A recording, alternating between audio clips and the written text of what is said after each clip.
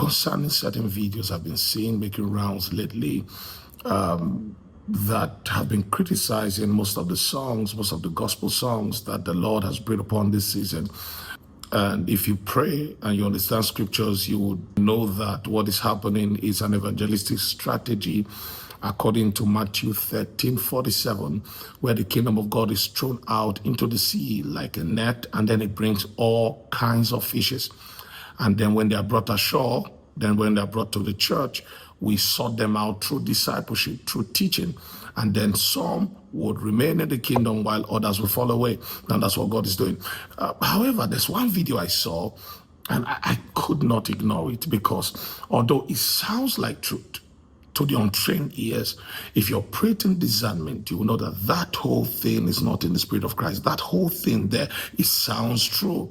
It sounds passionate. It sounds like it has a genuine burden from God.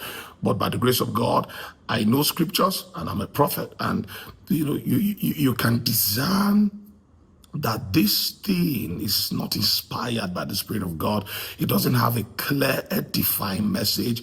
Rather, it seeks to condemn something that God is doing through unlikely vessel because it does not agree with it. Now, the brother said before he came to church to make those statements that he looked at the video and it has how many million views. That's the song No Turning Back by our brother Lawrence Oyor and our brother Gaise, Baba, and he saw how many million views the song had and all that. And then he comes and he said, just saying no turning back, singing no turning back, it's not enough to follow Jesus. Yes, we know that.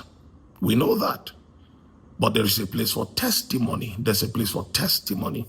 You see, one thing people don't understand about songs is that songs, true priestly songs, are a way of enforcing messages and emphasis.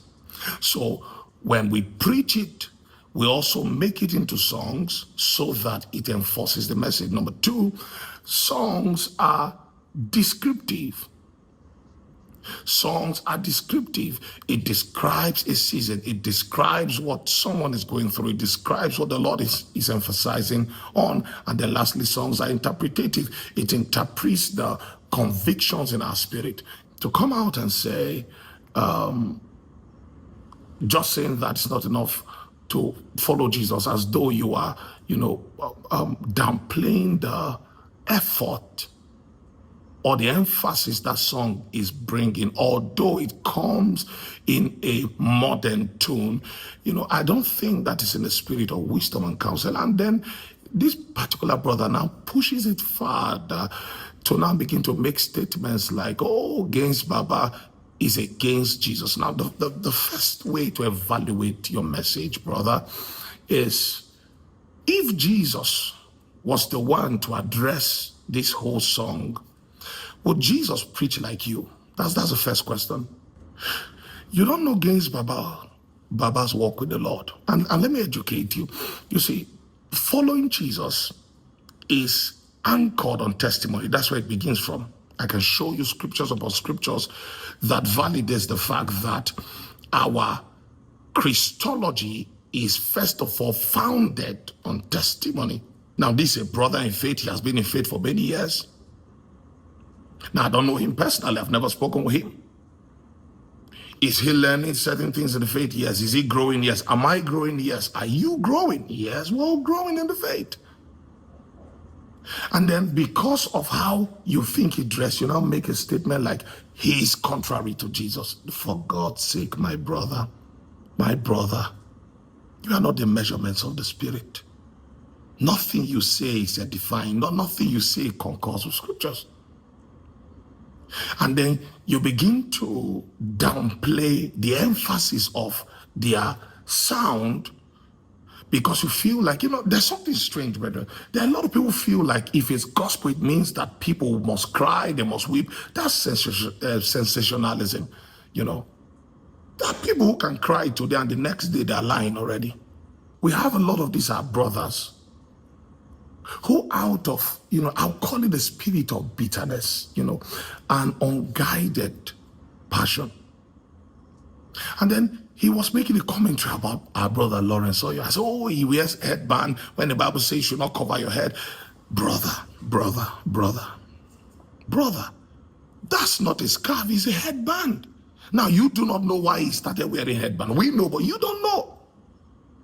And number two, he wears an headband, and what is there is Jesus. There's no profane. He's advertising Jesus. Say, write it on your head. Write it on your arm. He's not covering his head. I've never seen Lawrence Oyor praying or preaching with his head covered.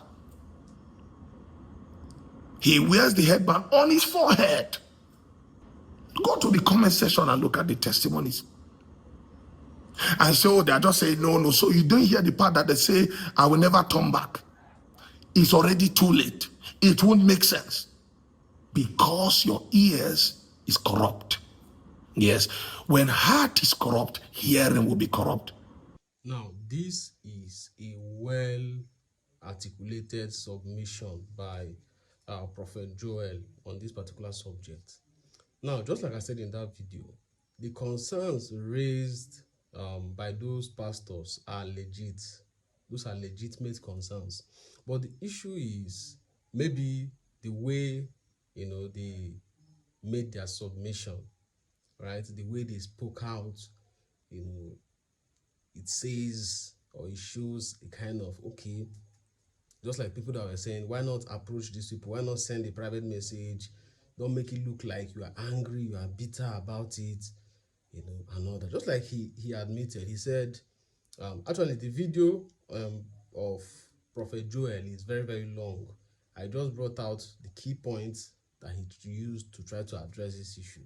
He stated that, yes, you might not like the hair color of the guy, his appearance, his style, and so many things, maybe the presentation of the song and all that, but that there are better ways to do it. To criticize, you can actually do it in a better way, instead of making it look like, I have an issue with this guy, I am angry with this guy, what they are doing. Like I said, the concerns are valid. A lot is happening in Christianity today for us to ignore certain things, right? A lot is happening. A lot is happening for us to ignore certain things. So the concerns are valid. There's a lot of, in fact, apart from those pastors, there are other people that have spoken out in the past.